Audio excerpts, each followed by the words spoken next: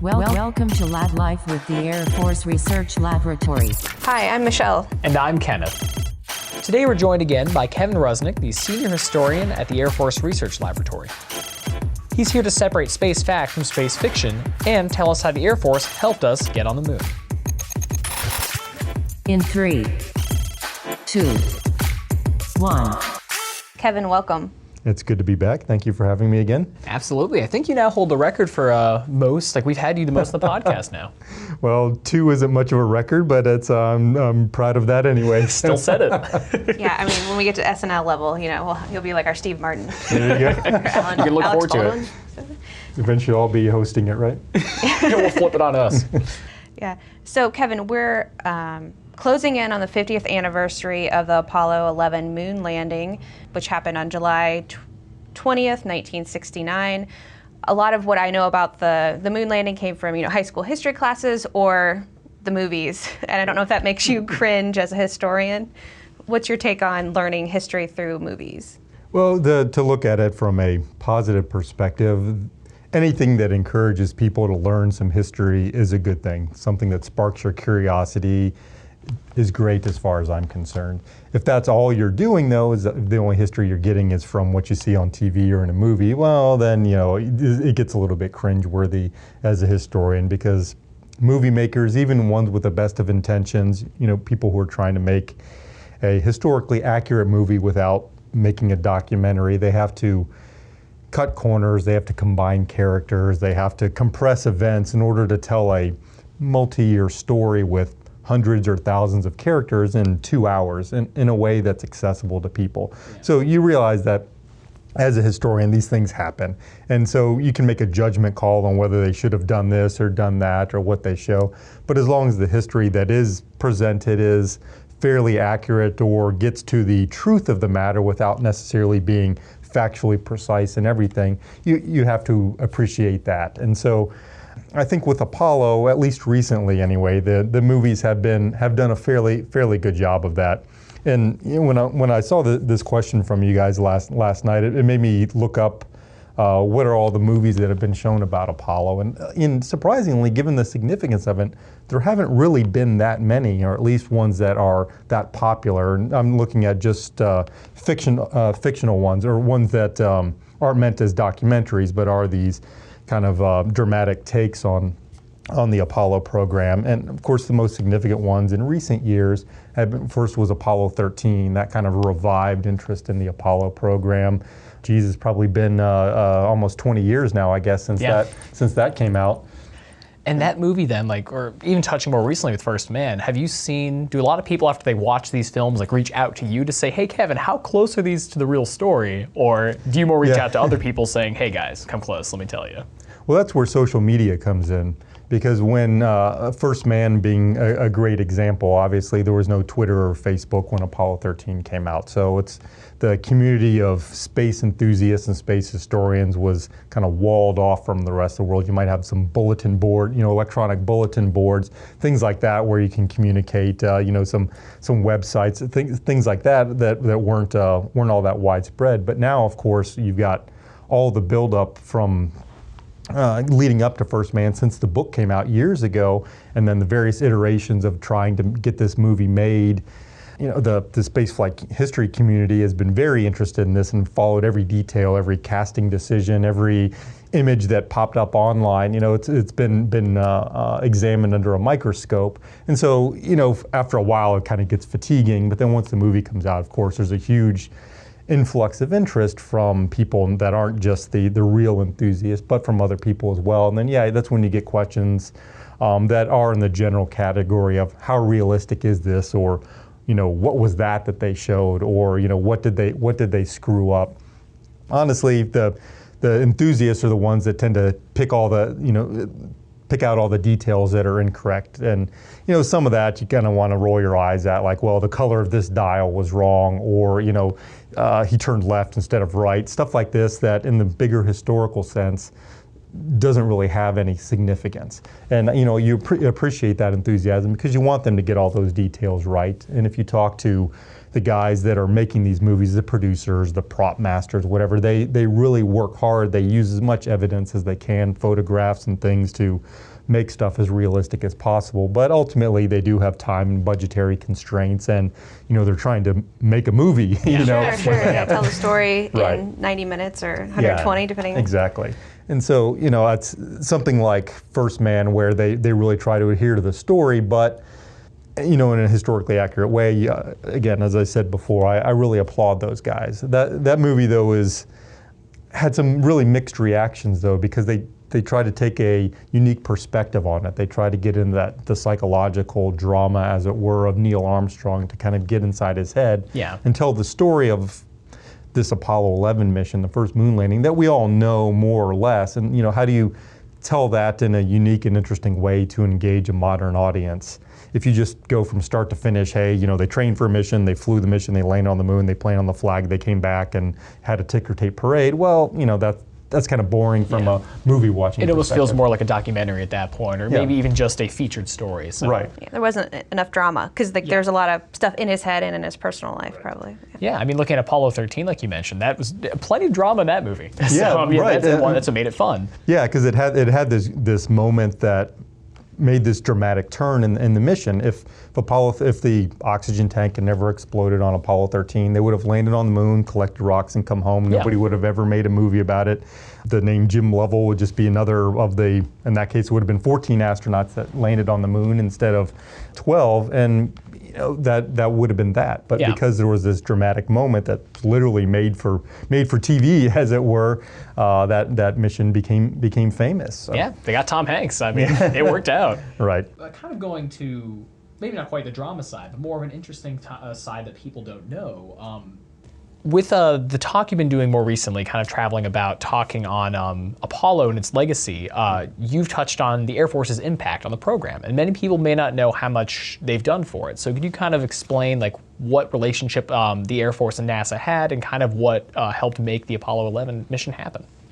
Apollo, being the pinnacle of human spaceflight at the time, built on this tremendous technological and organizational base that had been set through the Gemini program, the Mercury program, and then going back to the Air Force and other parts of the military. It wouldn't have been possible if the military hadn't done all of these other things related to space flight, and even before that to aviation. If you want to think of space flight as kind of the next step beyond flying higher and faster, right? And so who's pioneering that? Well, of course, there's the Navy too, but we work for the Air Force Research Laboratory, so I'll talk about the Air Force some.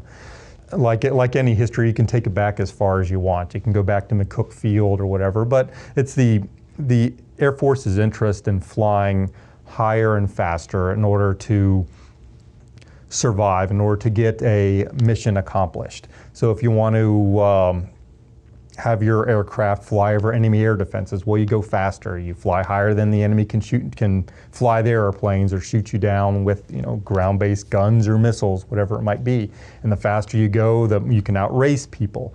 And so the Air Force, particularly after World War II, once the jet engine is developed, we get into this realm of what we think of as aerospace. We're getting into not just tens of thousands of feet, but maybe 80, 90, 100,000 feet for aircraft. So we're getting just kind of on the edge of space. So what kind of technologies are involved there?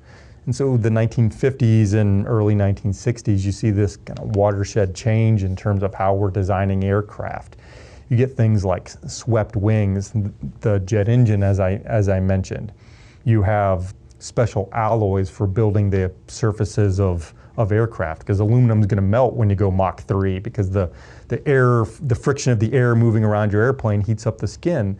So we get into high temperature research for metals. We get into composite materials, ceramics, these kinds of novel materials that NASA's later able to leverage. You look at different kinds of propulsion. I mentioned jet engines. Of course, Apollo's not using a jet engine, but it uses a rocket. The Air Force didn't invent rockets. You've got people in Germany and Russia, and of course Robert Goddard here in the United States, who becomes kind of the father of American rocketry. But we adopt it pretty early on, and here at Wright Field, we're looking at small rocket engines as early as the mid-1930s. Oh, wow. Yeah, and in fact, I mean, Robert Goddard had been working since really around World War I, and the guys in McCook Field were aware of the rocketry research that he was doing, and we even sent somebody a few years later out to check out what he was doing. And there's a famous line that I like to quote. I think I put it in their book that after looking at Goddard's research, the guy came back, a young Lieutenant Sessoms, who later becomes a general in the Air Force, concluded that Dr. Goddard's rockets appear to have little military value. So, which in retrospect seems funny, but at the time, it of course, he was right, because it was a very experimental kind of novel technology. But as that technology matures, we look at what we can do with this. So not only looking at like a rocket-propelled weapon, what you think of as an aerial rocket that you use to attack a ground target or maybe to shoot down another airplane in a small missile kind of sense, but as a propulsion device for an airplane. And that's really our first application here for the Air Force is what happens if we strap some of these small rockets onto the side of aircraft for what they call jet-assisted takeoff. Yeah, and that was, you said, that testing was more taking place during World War II, or is that when they kind of really said we could really use this and push it? Yeah, and that's where you see this first application. In the United States, of course, is lagging far behind Germany, who, the V-2 rocket by Wernher von Braun and his rocket team, that's of course, the epitome of rocket development at that time. And we're just using these small rockets, again, for aerial weapons or for, helping bombers take off with heavier loads in a shorter distance. But that work's being done here. We had here at Wright Field.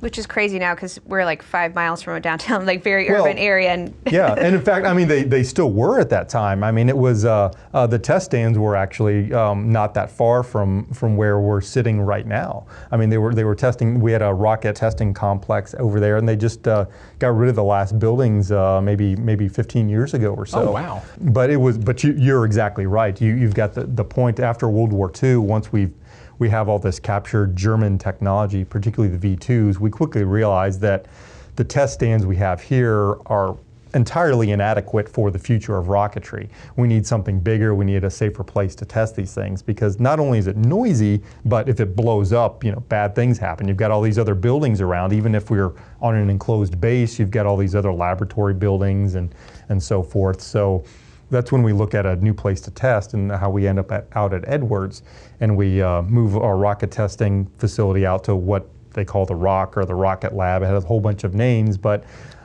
that's where we still do our rocket testing today, our Edwards facility, the RQ West, as they call it, the Aerospace Systems Directorate.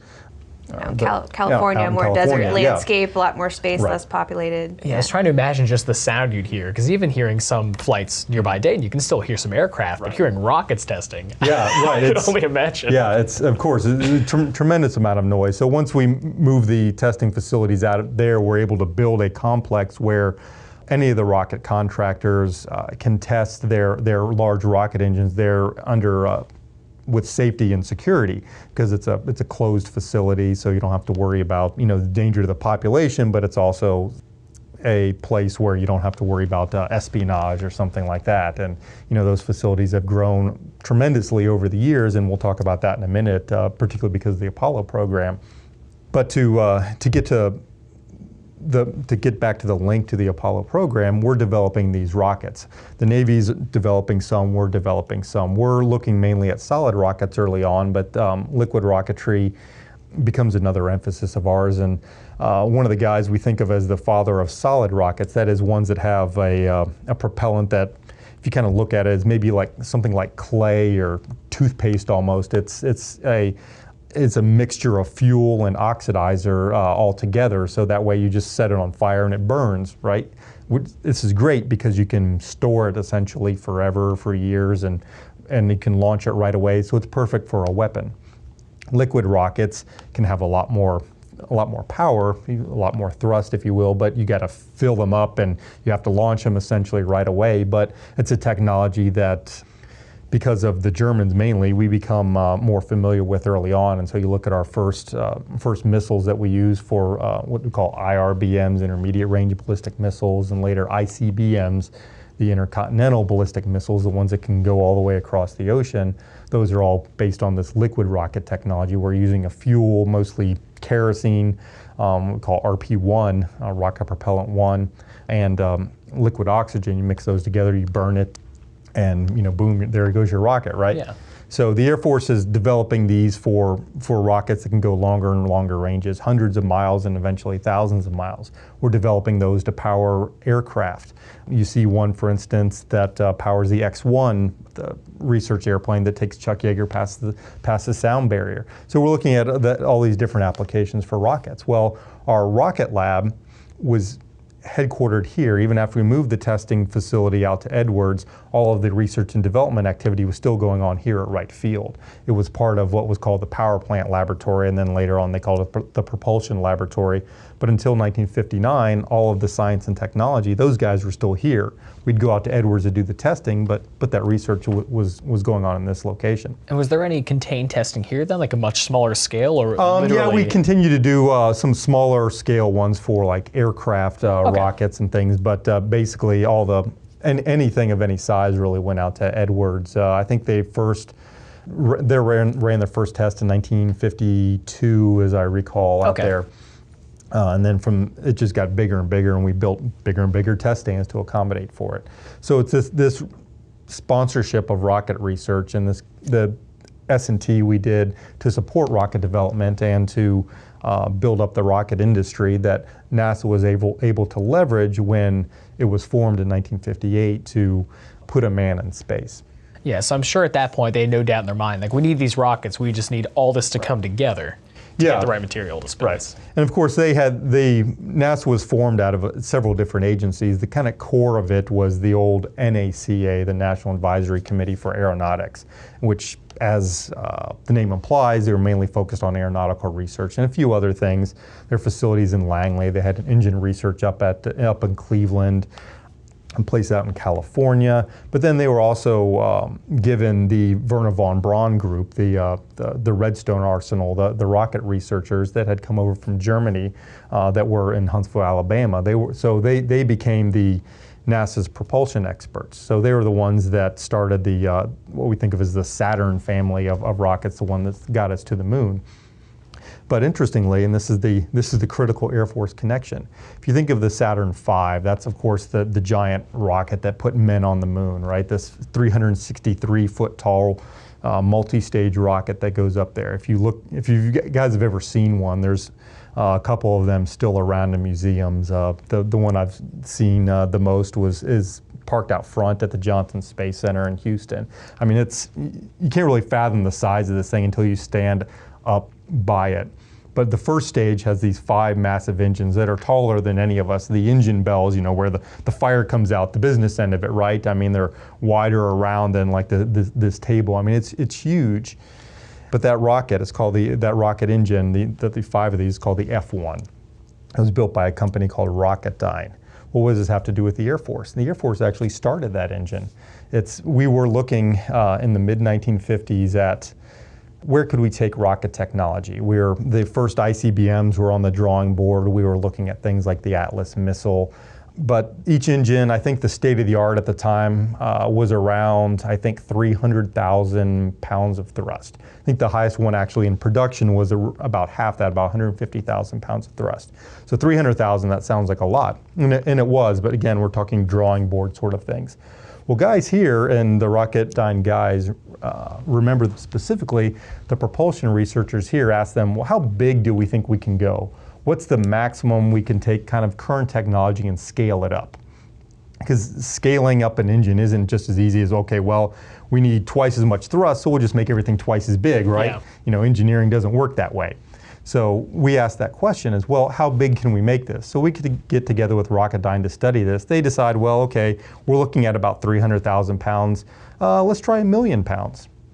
Okay, or just jump for 1 million. Yeah, okay, a million sounds good. We can't imagine right now what we're going to do with 1 million pounds of thrust on a single rocket, but you never know. We're looking at, hey, each rocket's gotten this much more powerful, so eventually we'll figure out something for it. You build it and they will come kind of mentality, right? Yeah. So we think, okay, 1 million, this is great. Well, what about 1.5 million? Okay, well, sure, let's go study that. So we pay Rocketdyne to start designing this. They take their existing rocket technology and they think, okay, well, how can we simplify this and increase the size and thrust at the same time? And so they start what we know as the F1 engine program.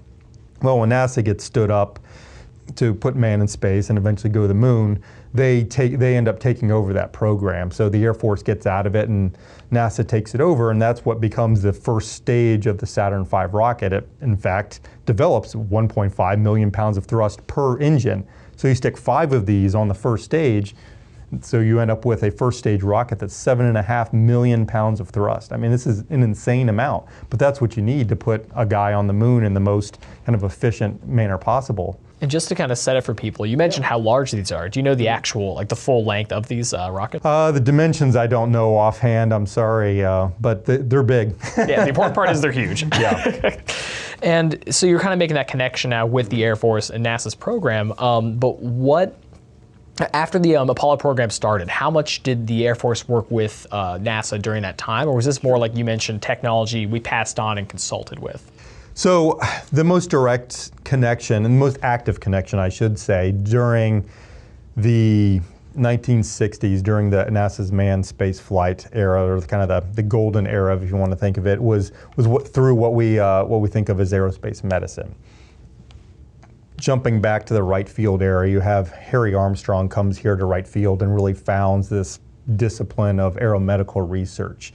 They're the guys that look at, hey, how can we help people survive in this kind of higher and faster environment, survive at high altitudes? And because the lab he founds here, which we'll call the Aeromed Lab or the Aeromedical Research Lab, it changes names, but we think of it as the Aeromed Lab in general, so I'll use that term even though it doesn't really apply for the full period we're talking about, but for simplicity's sake. So they're the guys that look at the first development of high altitude pressure suits in the Air Force. So if we're flying at altitudes where there's not enough oxygen and pressure to survive, or for a person to survive, well, let's wrap them in a suit to do that. So that research really kicks off during World War II, and it really grows from there. Even after the war, we're looking at various types of pressure suits, both in an experimental sense and in a very practical sense, because we're flying bombers at, again, say maybe 50,000 feet, where if they lose cabin pressure, then the person's not going to live, right? So you need a pressure suit as an emergency device. So say you lose cabin pressure, then this pressure suit will inflate, or some of them, what they call mechanical counter pressure suits, will actually squeeze your skin to provide with the mechanical pressure against there to keep your blood, the air in your blood from boiling out, causing the bends, which if you're a scuba diver, you know about that kind of thing. Sounds like a terrible thing to be the person to help test. Yeah, well, I've got stories about that too. But so we come up with these pressure suits to help our pilots with that, and we test them in altitude chambers here. We do all this development. We build up the contractor base that NASA then leverages to build its spacesuits. I mean, you think of all kinds of things as spacesuits, but honestly, there aren't that many true spacesuits. Everything is what you think of as, most of what you think of are these actual pressure suits. They're not really intended for doing a spacewalk or walking on the moon or something like that. But the technologies, the basic technologies are very much the same. You have some kind of bladder, to use the term, that contains pressure. So usually basically some variant of a rubber bag, and then some layer on top of that to keep it from stretching out of shape. If you think about a balloon when you have it, well, a balloon, it may look like a kind of like a sphere or a sausage or something. And then once you inflate it, what happens? Once you start putting air into it, what happens? It stretches out. Same thing would happen to a pressure suit if it doesn't have a restraint layer on the outside of it to keep it in shape. So a lot of these are meant for more training then for a lot of the astronauts, or you said they just use this for the stepping stone? Right now we're talking about for Air Force pilots flying airplanes. Okay. So what we're developing this technology, this know-how to do that. And so we're the contractors that are building suits for us. Once NASA comes along, they're like, okay, well, Mercury program, we're going to put one guy in space.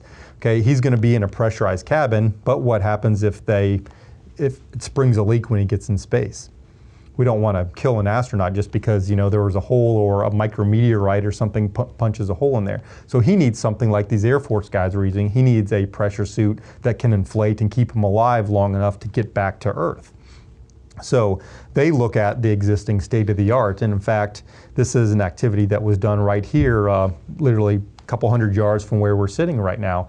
They asked the Air Force to evaluate the existing pressure suits to see which one would be the best for use in the Mercury program. Because as I mentioned, the Navy was doing this as well. So there was a Navy suit, and then there were a couple of Air Force suits. So we did all these mobility tests.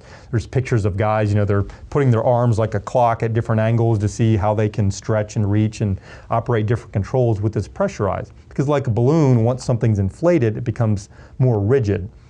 So it's not very easy to bend when you're in an inflated pressure suit.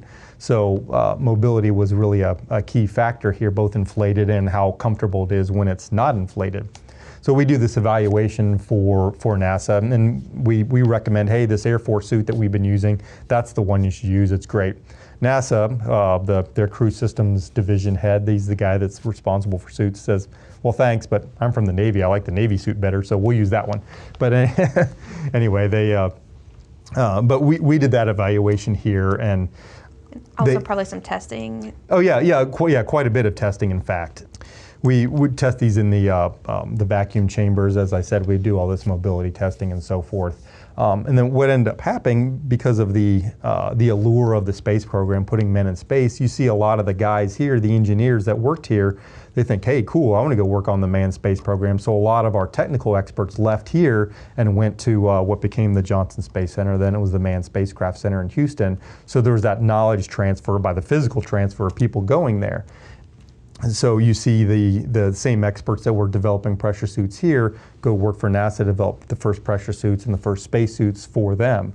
And same thing happens on the Gemini program. That one uses basically a modified Air Force suit for that, the one that kind of lost out from Mercury. But the Ed White, the guys that did the first American spacewalk, those suits are based on Air Force technology. Once they get to the Apollo program, they use this tremendous knowledge base they have to essentially clean sheet design a suit, but they're using these principles developed first by the Air Force and the Navy, and then on the Mercury and Gemini, particularly thinking about joints, like how do you move your arm or your neck or whatever it is, and in a spacesuit to design the Apollo lunar suits. And so if we hadn't done that work, though, NASA wouldn't have had that knowledge to leverage, and it would have taken them much, much longer to get it done. That makes sense, yeah. With how much, it's a lot of, people don't really consider how much goes into not only getting to the moon, but even building the spacesuit or getting the rocket set, or like you mentioned, transferring knowledge with people. Right. So that just goes to show even just a few major parts of how much the Air Force has helped influence the program. But tackling more into Apollo 11 then, with the crew itself, can you kind of go into maybe some of the training they may have gone through, or kind of what it meant to be an astronaut at that time to get ready for the moon? Anything you can imagine that you would need to do in space, they did to the nth degree, from geological training, traveling to different places around the world to learn the basics of being a geologist, looking at rocks. You go out to the desert and try to figure out how to identify what might be significant. I mean, if you think about that, these guys are going to the moon, a place where nobody's ever been. I mean, we've sent probes, we've taken pictures, we understand more or less what is going to be there or what we expect to be there. But when you have a guy actually walking around and he's surrounded by rocks, well, okay, he can just grab a bunch of random rocks and some dirt, throw it in a bag and bring it back, and that's something that's never been done before. Great. But you want to make sure that these guys are able to do this to the best of their ability, as well as a professionally trained geologist would. You want them to be able to identify what are the most significant rocks around them, what's something unusual. Because if you grab 10 bags worth of dirt and rocks that are all the same, well, you're going to learn a lot about those particular samples, but you want to get a variety. You want to really get a sense of the history of the moon, the geology that's there, and you can't do that unless you've been trained to do that. So they would spend hours and hours doing basic geological training. Of course, some of the astronauts took it more seriously than others, and where you see this training really pay off is in the later missions where they actually stay on the lunar surface for more than a few hours, when they stay for days, and they have the lunar rover to drive around to different areas and collect different rocks, and you see that pay off. But when you're talking Apollo 11, Neil Armstrong and Buzz Aldrin, they're only there for a couple of hours, so they literally are doing, hey, let's grab some samples, and get them back, and anything beyond that is gravy, right? And where do they go to actually train them? Like you said, they traveled around. Some of it was in Arizona, Hawaii. I think later ones went to, I think it was Iceland. These places where you think where really volcanic, because they're expecting the moon to have a lot of volcanic activity. Yeah. So that's where you would send the guys to areas where you would see volcanic environments, so they could identify that kind of rock. And of course, the moon did have some of that, but it wasn't all of that. A lot of the craters and things were made from impacts, so it's you get that kind of those rock formations based on having been hit by meteors, things like that. So. And did they, as the crew, I mean, they've spoken a lot about their mission well after the fact. Now that we're celebrating the 50th anniversary, have they mentioned maybe like something indispensable they did, or saying a part of training they say is absolutely the most important, or something that really stuck out to them? I'm not sure I've heard them discuss and kind of in retrospect the key bits of training, but having talked to a lot of the engineers and flight controllers, these people, I think from in my opinion, the most valuable training they did was in the Mission Control Center. Okay. So thinking about the activities they have to do while they're going to the moon, launch and re-entry as they're going. So where they're running through all the different procedures, running through malfunctions and things, all the interaction they're having to do with the ground. And so this kind of simulation, I mean, they did probably thousands of hours. You'd have the guy sitting in the Mission Control Center, you'd have the guy sitting in the simulator for the command module or the lunar module, and they would run through the procedures for landing. And then you would have a simulation group, these simulation supervisors or sim soups, throwing different errors at them. Okay, there's a problem, boom, something went wrong, okay, how do we fix that? They would learn all these procedures. And so that way, when something went wrong, and things did go wrong, they would know how to respond to that right away, and they could solve these problems. Yeah, no panic, just right after it. Yeah, and Apollo 11's the great example. As they're landing, they get this computer alarm, this 1201 alarm, where the computer is basically getting overloaded because of a radar issue, and it pops up, and oh my gosh, this is the first landing on the moon. If they hadn't trained for this exact scenario, they might have panicked and aborted and didn't land on the moon. Well, because they knew what to expect, the flight controllers, they recognize what's going on, they know what's happening. They're able to tell the guys, hey, it's all good, just we'll bypass that alarm for now. As long as these other things don't happen, you're all well and good. Yeah, and this thing that could be alarming. You're right. Yeah. Saying they're like, we'll be fine. Let's just push that aside. Right. So I think that kind of training is something that NASA had been doing since the Mercury program, really, and then continues to do for the space shuttle program now, because you don't want to be in space and not know what to do. And of course, Apollo 13, another great example, where their training does pay off, but that's something you could never have anticipated. Blowing up an oxygen tank would have been unthinkable for a simulation for the most part, just because it causes so many things to go wrong. But because they had trained in all these other areas, they could leverage that training to do enough workarounds that they could contain the situation and come up with solutions to get those guys back alive. Yeah, and touching on what you mentioned too, a lot of these errors, they have to be in constant communication with mission control. Right. How powerful were these communication devices they were using? Because I mean, going from the moon to Earth at that time sounded extraordinary, and still does, honestly. Yeah, I mean, we had a network of communication stations around the Earth. Australia is one of the great examples, where essentially the Earth always had one of these antennas pointed out in space, and it's actually easier to communicate. You need fewer of these stations to communicate with people going to the moon than it is circling around the Earth, because they're always, when you think about the line of sight, they're always in a different position, so you would have to have so many different stations to follow their orbital track. But as you're going out to the moon, I mean, as you're looking at the moon, it seems more or less stationary, but it's going across the night sky, but as the Earth is rotating, you've got a much wider field of view toward the moon, so you need fewer of these stations.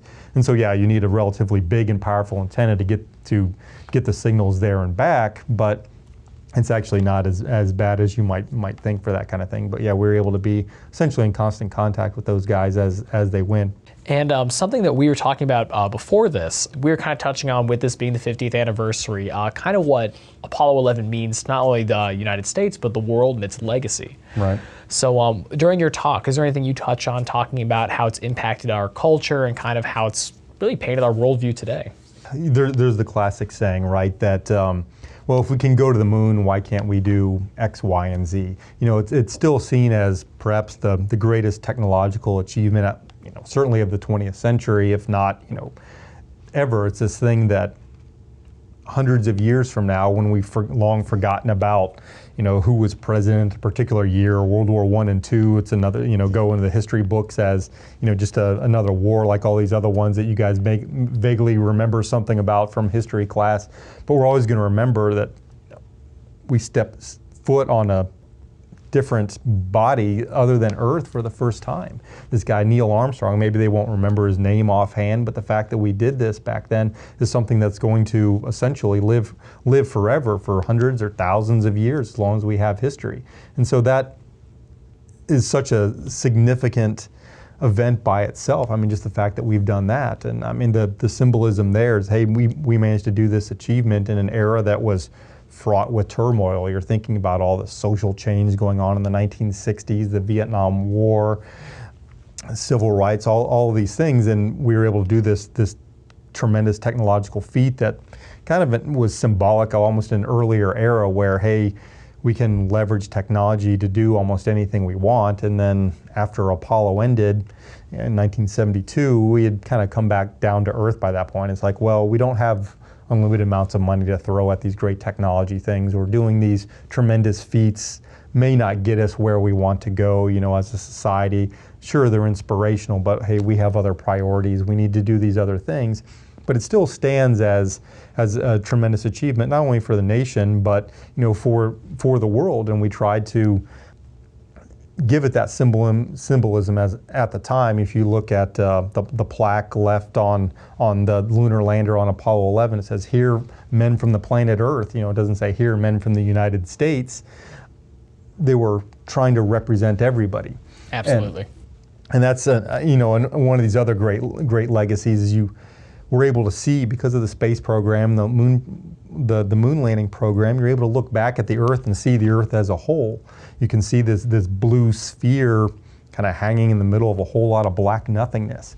And this is what the Apollo astronauts, at least the more philosophically inclined ones, talk about. When you're looking at the moon or looking at the Earth on the way to the moon, what do you see? You don't see borders, you don't see the wars going on, you just see everybody together on one planet. And so that really gave them a perspective that, hey, we are all in this together, and there's nothing else out there as far as we can see, so we really need to take care of the planet that we're on and kind of take care of each other. So.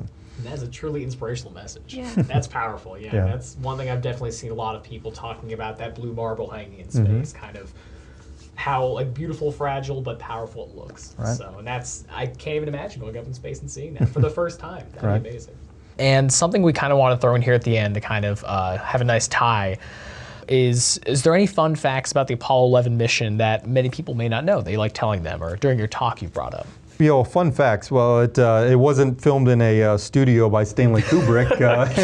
Is that a fun fact? Yeah, we're finally going to expose it this time. Yeah. No. It's as a historian, you try not to get too wrapped up in fun facts, but it's always I usually more interested in kind of debunking these sort of myths that get wrapped up around it. Like, hey, we spent however many millions of dollars to develop a space pen when the Russians used a pencil. And actually, I'm holding one of these space pens as we speak, right?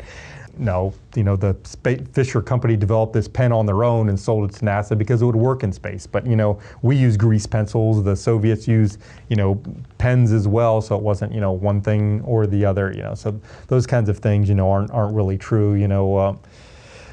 I don't know. The whole mission was fun to me. I mean, it was really cool stuff. But one thing I did want to point out, as we're talking 50 years now, Buzz Aldrin. If you guys know his full name, Edwin E. Aldrin Jr. Well, Edwin E. Aldrin Sr. was an Air Force officer or an Army Air Corps guy. Where was he 50 years before his son landed on the moon? Right here. He was in the first class of what's now the Air Force Institute of Technology at McCook Field. Wow. Yeah. That's a lot of people don't know that. I sure did. Right. So if you look at kind of the first graduating class, 1919, the AFIT was the Air Service Engineering School, I think was the name of it at the time, set up by our buddy Thurman Bain. Edwin Aldrin Sr. was in that particular group. So you can go see his picture, and then 50 years later, his son's landing on the moon. And of course, Buzz was also a graduate of AFIT, as were many of the Apollo astronauts. So. Well, that's great. So seeing that's the legacy. Kind of a cool tie-in. Yeah, 100 years and 50 right there, him and his father. Right. That's really cool. Well, I don't know if you had any final questions for Kevin. No, I think that's it. Kevin, thank you for your time again. You're welcome. Thank you so much for joining us. This has been great. Yeah, it's always fun, and I mean, there are lots of other Air Force things to tie in, so I don't want to give all the other guys, like our materials researchers or the electronics guys or anything like that, the short shrift, but in the time we have, it's impossible to talk about everything. So. Yeah, we can talk about space food and yeah, of course. zippers on spacesuits another time. So. Right. Lots and lots of that stuff. Thanks. Thanks, guys. And to keep up to date with future and past podcasts and to check us out on social media, make sure to see us on Facebook, Twitter, LinkedIn, Instagram, and YouTube at AF Research Lab. And make sure to stay curious. Logging off.